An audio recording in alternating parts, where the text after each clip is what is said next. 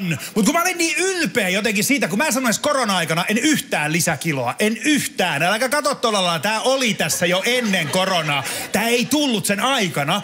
Mutta mä ehdin olla just ennen koronaa 2 viikkoa Amerikassa.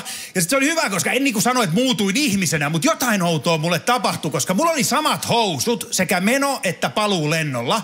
Ja kun me lähdettiin Helsinki-Vantaan lentokentältä, menin turvatarkastukseen, piti ottaa vyö pois, housut rupes putoa saman tien. Mä olisin, että herranen aika äkkiä, vyö takaisin. 2 viikkoa myöhemmin Los Angelesin lentokentällä samat housut, turvatarkastus, otin vyön pois, mitään ei tapahtunut. Ei niinku mitään. Ja mä olisin, että okei, tämä on tilanne tässä.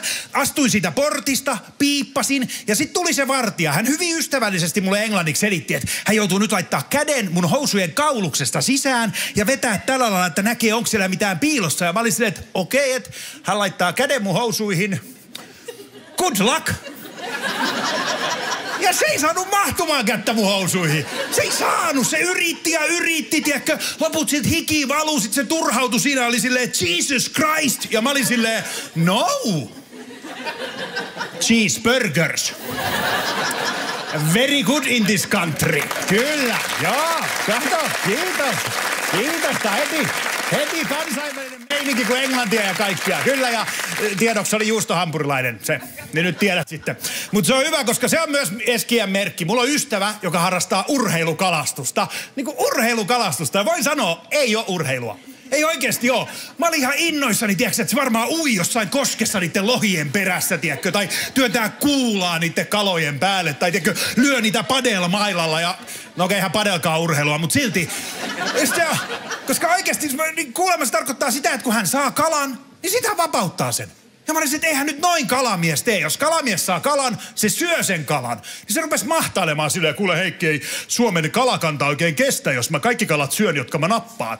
Mä olisin, että okei, että sä oot superkalastaja. Tiedätkö, mä, no eikö sitä kalaa satu? Tiedätkö, koukku ja kaikki. Joo, ei se kala mitään tunne, ei varmaan. Tiedätkö, se koukku silmässä lähtee menee. Tiedätkö, mä, no kai se kala saa jonkun trauman. Tiedätkö, se luulee kuolevansa ja yhtäkkiä se vapautetaan. Et joku posttraumaattinen stressireaktio aivan varmasti sotkee kalan hermostoja. Se olisi, että joo, ei se kala mitään tajuu. Ja mä olisin, että okei. Ja mä oon keksinyt nyt hyvän uuden harrastuksen. Mä oon nykyään aina sopii näin pimeneviin iltoihin. Mä aina Helsingissä, Kaisaniemen puistossa. Mä oon semmoisen ison niinku puskan takana.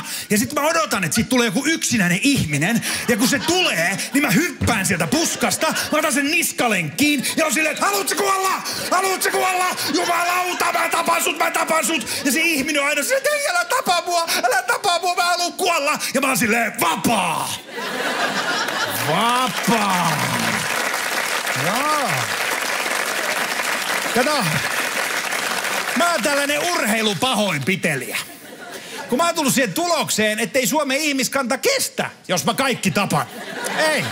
Kiitos paljon. Mä olin Heikki Vilja. Kiitos.